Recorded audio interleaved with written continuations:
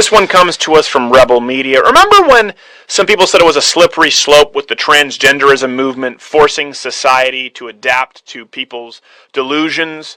And people said, no, you don't understand. And they would trot out some surgeon from the head of transgender surgery. Well, slippery meets slope. Here's a story of a 52-year-old man who now identifies as a 6-year-old girl. No, really. Let's watch. She said, stop being trans or leave. So that, to me, stop being trans isn't something I could do. It'd be like telling me to stop being, 6'2" or leave. Actually, it's the exact opposite of that. You're 6'2". You've accepted that you're 6'2". You don't try to chop off your shins and nubble about and tell everybody else that you're 4'8". We all accept that you're 6'2". I paid a pretty heavy price for transitioning, and so at a certain point, I thought, I've already lost everything and everything's happened. I'm going to be me, and I'm going to show other people that it's okay to be feminine for a guy. And so by coming completely out of the closet, it just liberated me to the point where let's do this, let's talk about it, and let people know that this is okay. Except it's not. It's not okay. 2007, when I actually stepped forward and started getting myself educated as to who I was and what this was, I was pretty naive. But that naivete would quickly come to a crashing halt. At age 46, after 23 years of marriage and 7 kids, Stephanie realized she wasn't a crossdresser. She was transgender, a person whose gender is different than the sex they were assigned at birth. I love this idea. They were assigned. This is the language they use. It was not a crossdresser. Well, it looks like a crossdresser. It doesn't look any different. No one's seeing this dapper gentleman and confusing him for a 6-year-old girl. But the language we use, and we're going to get something really important here because he abandoned his wife and kids, the culture of me, and that's what the LGBTQ AI and Asylum F transgender movement is about, the social justice warrior movement. It's about me and my personal happiness. Assigned at birth, like a doctor, took the baby out of the womb, looked at it, said, oh, there's a penis. What do we choose to assign this? I don't know. Let's oppress him with male. That'll be good. That'll screw her up. I'm genderqueer. I'm queer. I'm queer. So having said that, what have you heard from people? A lot of feedback. There's a lot of positive feedback. There's a lot more people that are trans. Like, a lot of people come out to me. I get guys that you wouldn't think that want to wear, like cops and bikers, and can I wear a dress? So it gets very playful because you look at people and you think you understand what they're all about. Bullshit. I'm calling bullshit. If that happened, it was maybe like once and they had a hidden camera and it was a prank. When you see a guy that's 300 pounds with a goatee who pulls in a Harley and is going through my closet and saying, can I wear this dress? Can I wear that dress? Or can I kiss you when I'm wearing the dress? You don't expect it. Hold on a second.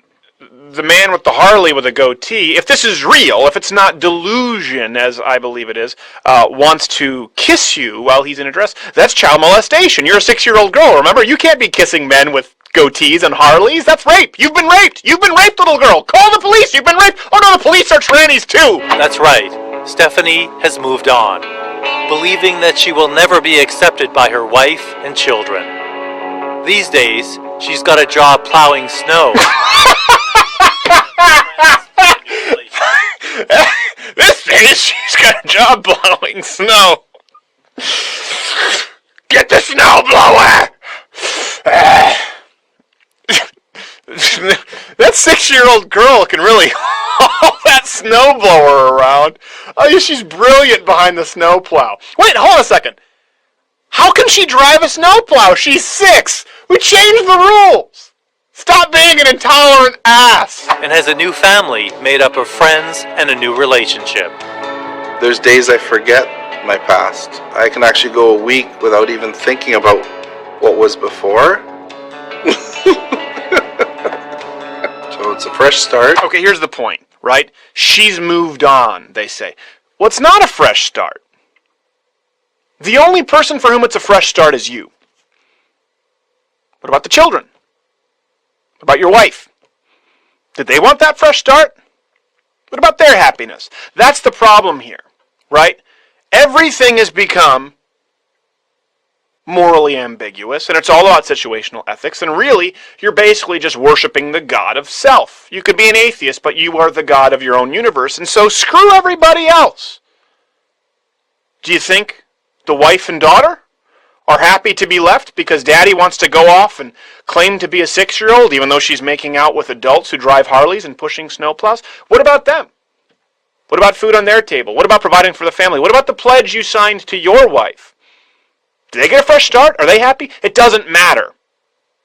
All of those things are intolerant to ask because this man put on a dress and claims to be 6. I'm getting accepted in a way I've never been. There's unconditional love. I'm starting to feel like we have a quasi-family that we're creating, and I'm allowed to be exactly who I am, and I don't have to apologize or make excuses why I'm different.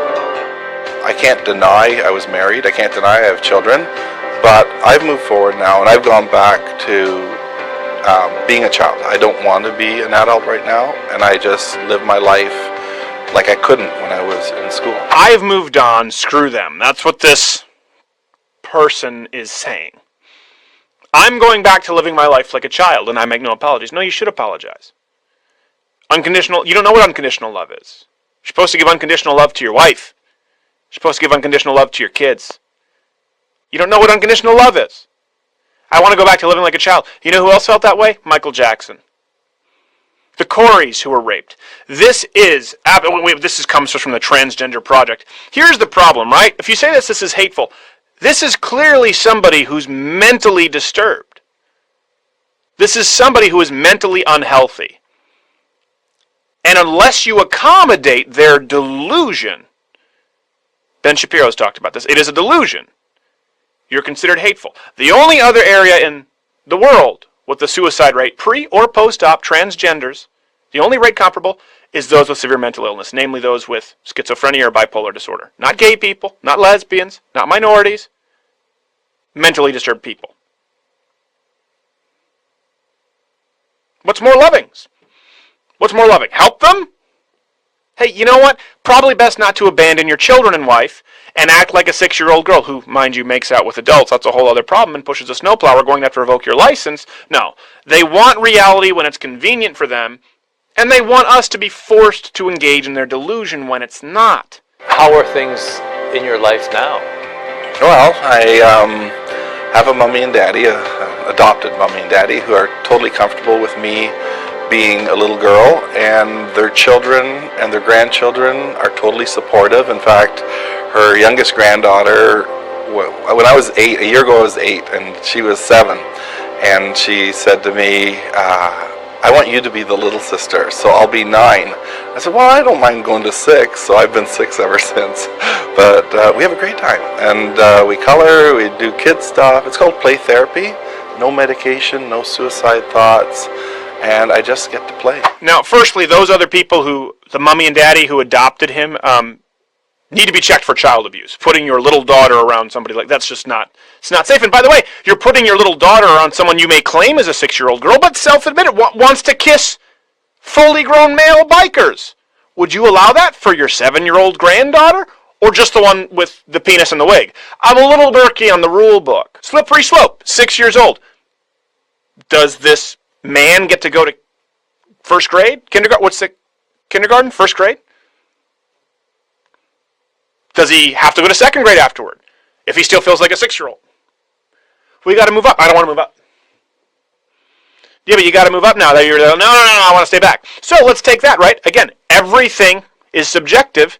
It may sound absurd. This man wants to be a 6-year-old girl in first grade. It sounds absurd, but if I were to tell you 2 years ago that a man with a dong and bollocks would have been voted Woman of the Year, you would have said, well, that's absurd. And then if I might have told you only 6 months ago that this man is now living as a 6-year-old girl, you would have said that's absurd. So who knows what's going to no longer be considered absurd in 6 months. told you only 6 months ago that this man is now living as a 6-year-old girl, you would have said that's absurd. So who knows what's going to no longer be considered absurd in 6 months from now, right? So let's not act as though it's somehow too extreme. This person has been adopted, is allowed to live and play among 6-year-old girls, and granted still make out with bikers with goatees who are fully grown men and push a snowplow. What's the child labor laws? I don't think 6-year-old girls are allowed to push snowplows. I'm not entirely sure.